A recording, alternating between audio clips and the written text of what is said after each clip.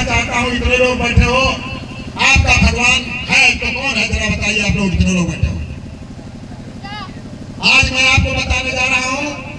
आप बताइए अंदर की बात, आपका भगवान कौन है। माता पिता, वेरी गुड। एक छोटा सा बच्चा बता रहा है, तुमको शर्म नहीं आती, सामने बैठे हो, मुख से आवाज नहीं आती है। असली अगर भगवान हमारा है तो माता और पिता है। जितने उसने हमको 9 महीना मेरी माँ ने हमको पेट में रखा कि नहीं रखा, बोलो बताओ। और वो बेचारी मेरी माँ किचन में रात भर लेटी रही, और वो पेशाब में लेटी रही, तेरे ही पेशाब में लेटी रही, और तुझको सूखे को सुलाया। आज हंस रहे हो, इतना पतन होगा, इतना पतन होगा जो ठिकाना नहीं मिलेगा, तुम्हारा नाम और निशान मिटा दिया जाएगा। ज्यादा दिन नहीं गुजरे, याद रखना तुम्हें, वो चीज तुम्हारे लिए तैयार कर दी गई है। आज मैं ये चीज आपको पूछना चाहता हूं कि वो माँ बाप कैसे कैसे हमको उंगली पकड़ के चलाया था ना, रास्ता बताया था ना। और 18 साल से जब से देश आजाद हुआ, तुम किसको भगवान मानते हो, मुझे बताओ। कौन तुझको जन्म दिया, बता मुझे। कौन तुझको उंगली पकड़ के चलाया है, मुझे बता जरा। माता पिता। किसने विरासत दी तुझको? माता पिता। किसने तुझको मकान दिया है? माता पिता। किसी बार उसको तुम ध्यान नहीं देते हो ना, और इसीलिए तुम्हारा पतन हो गया है दोस्त। जो समाज अपने माँ बाप को भूल जाता है, समझ लीजिए उसने सब कुछ गंवा दिया। आज इसके अलावा आपका कौन भगवान है? कोई नहीं है। इसके अलावा भगवान है तुम्हारे? वो भगवान कौन कौन है? भगवान का अर्थ होता है भलाई करने वाले। भलाई करने वाले मेरे माँ बाप रहे।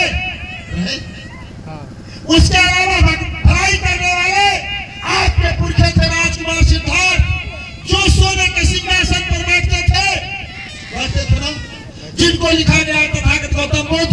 उन्होंने इस देश की जनता के लिए, इस देश के बहनों भाइयों के लिए, पूरे दुनिया के लिए कटोरा लेकर के भीख मांगने के लिए चले गए मेरे दोस्त। तुम्हारे लिए राजपाट छोड़ दिया ना, तुम 5 किलो राशन पर मरने जाते हो, लेकिन वो पुरखा तेरा था जो सोना चांदी हीरा मोती जवाहरात ये मेरी बहन बेटियों के लिए छोड़ दिया था, चलो गया था ना। एक तेरा वो भगवान था, कभी उसको ध्यान दिए तुम लोग?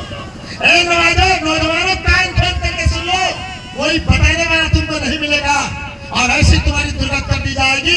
ये जो पुरखे थे हमारे, इनको ले जाकर के जबरदस्ती खेतों में काम कराया जाता था, और लगते थे तो नंगे नंगा करके इनके कोड़े मारे जाते थे। जितने हमारे पीछे उठे बैठे इनको सबको पता है। और पैसा भी नहीं मिलता था, भोजन भी नहीं दिया जाता था, खाने कुछ नहीं दिया जाता था। वही स्थिति आ गई। अभी एक सरहरी गांव का लड़का 3-6 महीने से हरियाणा में जो काम कर रहा था, उसको परमिट बना दिया गया था, उसको पैसा भी नहीं दिया गया था। याद रखना तुम्हारी भी स्थिति होगी।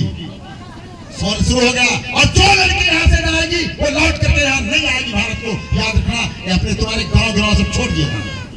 इतना तैयारी हो गई तुम्हारी, समझ लीजिए। और इतने क्या सोच रहा, इसलिए मैं तुमसे बताना चाह रहा। दूसरा पुरखा है तेरा, संत कबीर तेरा पुरखा है। तेरे पुरखे उन्होंने अपनी जान गंवाई थी, और तेरा पुरखा जो है शतरूप ऋषि, जिसकी बहनों ने गर्दन काट ली थी, और वो शिक्षा दे रहा था अपने गरीबों के लिए, उसको मार दिया गया था। वो तेरा पुरखा है, वो तेरा भगवान है। तीसरा तेरा पुरखा जो है ईसा मसीह, जिन्होंने प्रेम का संदेश दिया था, मेरे दोस्त, उनको फिरंगियों में चढ़ दिया गया था।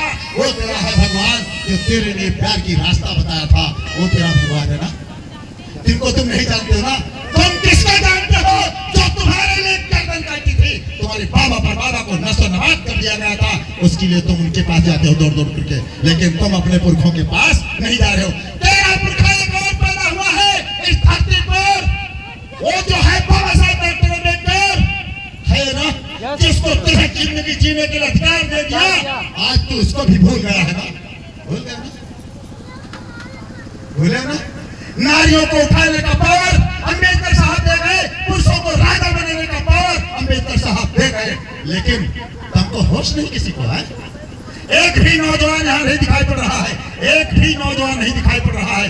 वो जिन पर बीती है, जिन पर गुजरी है, वही मेरे सामने दिखाई पड़ रहे हैं। आज यहाँ पर कोई नौजवान नहीं दिखाई दे रहा।